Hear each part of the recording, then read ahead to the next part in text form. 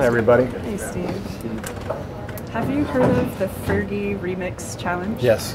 Are you a fan? I just learned about it last night, so I'm a little late on these things, but usually my wife fills me in on what's happening. So. Well, the video went around the world. One, it's hilarious, but two, it's also, it feels like a sweet solidarity for Draymond with the player who was criticized for something pretty mild, but the team turned it on its head brilliantly. That's what I hear. Yeah. Yes. You've heard it. Have you seen the video? I have seen it. Okay. I don't understand any of it, but I was thoroughly amused by what I saw. And Steph later texted me and said, "Coach, you were supposed to be in it." And yeah. Yeah. Which dance move would you have brought? I'm not quite sure. You know, I'm kind of old school, so robot maybe. No, definitely not. New York is obviously a basketball-hungry town, as you experienced last night. What do you think it will be like in this town if the Nets and the Knicks are ever able to get it going at the same time? Well, it's a great basketball town. People love the sport here, and it's always been one of my favorite places to play and to coach. So it's a great vibe, and yeah, be good for everybody. Be good for the league. Be good for the city if both of them got it going. And I think right now you've got some interesting things going. I think both teams have great coaches, and they seem to be on the right track in terms of the energy. I love the way Kenny Atkinson and Sean Marks have kind of dealt with the aftermath of the Boston trade, not having any picks, but they've built something that is tangibly resilient, tough. They play hard every night, and that's what we saw from the Knicks, and that's what Fizz is doing. So I think both teams are building foundations, and the whole key, obviously, from there is can you build up your talent base, and so we'll see what happens. Why do you think the Nets aren't talked as much as a free agent destination as the Knicks are? I have no idea. I'm from Los Angeles. Are Steph and KD in as good of a rhythm with each other as we've seen in the regular season? Yeah, I think year 3 of playing together, I think they have pretty good feel for each other and how to play off one another. I think one thing that makes them pretty unique is they're each superstars, big-time superstars, and yet each is perfectly willing to sit back and let the other one do his thing.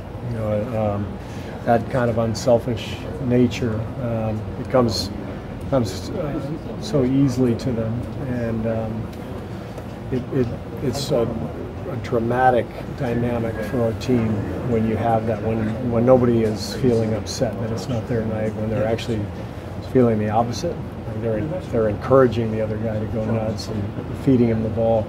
So I think that's part of the power of our team. Steve, it might not be applicable for the first month of the season, but are there already new things you're thinking about trying to keep this team like this focused when you get into December, January? Are there, I'm sorry. New things maybe thinking about trying to keep a team that's been so successful focused in those? It's kind of hard, in year 5 to come up with new stuff.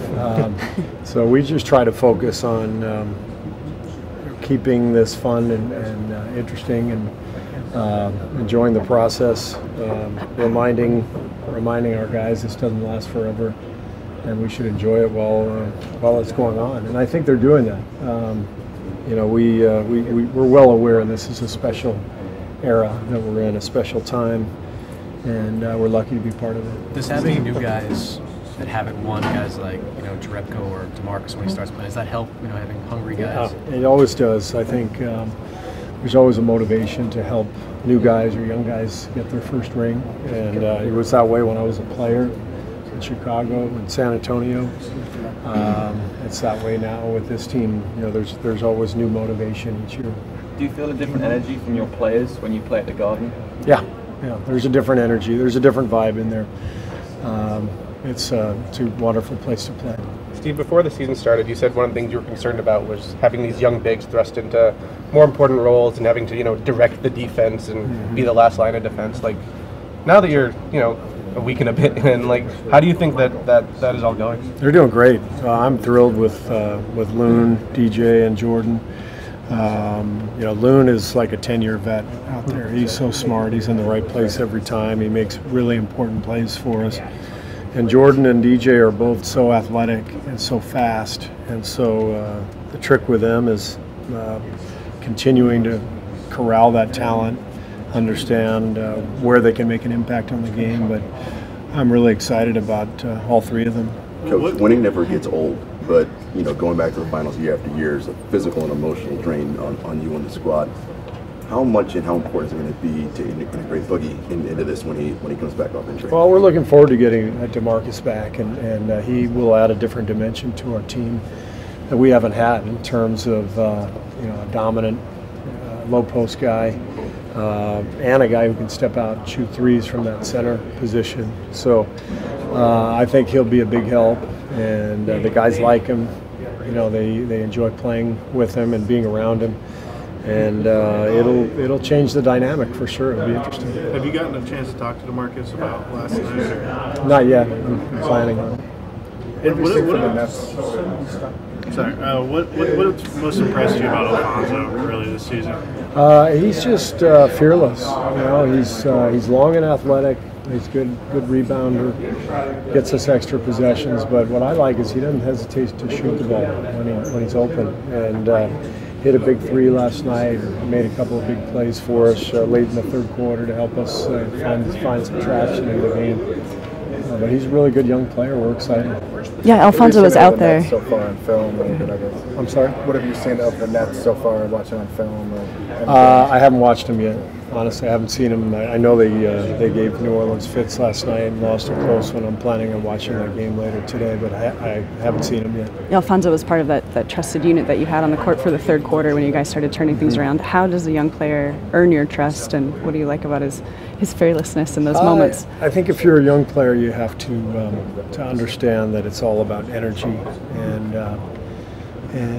intelligent play. You can't come out there turning the ball over, taking bad shots. We got plenty of guys who do that already. So we need solid play. We need smart play, and I think Alfonso, you know, fits in that mold. He understands what his role is. I know it's a good problem to have, but with what you said about the young bigs, then with DeMarcus eventually coming back, is it going to be sort of tricky to figure out, you know, who gets to be on the floor against certain teams in certain situations for the bigs? Yeah, and it won't be easy. We got a lot of guys who are deserving of being on the floor, but we're going to play whoever we think is best suited to win the game, and that's kind of our job, you know, as a coaching staff, to communicate on the days off in between and get guys to understand what's happening and why, and it's their job to be selfless and to try to help us win a championship. Klay looked frustrated again after another strange shooting night for him. Does it sort of feel like, is it like a snowball rolling down a hill where you keep talking about it, we keep asking about it, that sort of thing? What's it like for Klay? Yeah, I think, and we've seen this before. I think 2 years ago, Klay had almost a carbon copy start to his season.